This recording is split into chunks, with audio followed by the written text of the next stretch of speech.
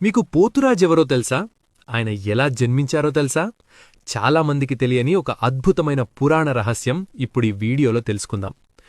ఒకసారి శివపార్వతులు వనవిహారానికి వెళ్ళినప్పుడు పార్వతీదేవికి విపరీతమైన దాహం వేసింది. ఆమె ఒక సరస్సు నుంచి 7 దోసిళ్ల నీళ్లు తాగింది. ఆశ్చర్యకరంగా ఆ క్షణమే 7 అందమైన కన్నెలు ఆమె గర్భం నుంచి జన్మించారు. ఆశ్చర్యపోయిన పార్వతి శివుణ్ణడిగింది, స్వామీ, వీనెవరు? వీరిని మనతో తీసుకెళ్దామా? అప్పుడు శివుడు చిరునవ్వుతో ఇలా అన్నాడు, దేవి, వీరిది స్వతంత్ర ప్రవృత్తి.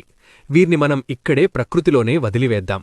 అప్పుడు పార్వతీదేవి, మరి వీరికి తోడుగా ఎవరుంటారు అని ప్రశ్నించగా శివుడు తన గణత నుండి ఒక శక్తివంతమైన వ్యక్తిని సృష్టించి అతనికి పోతురాజు అని పేరు పెట్టాడు.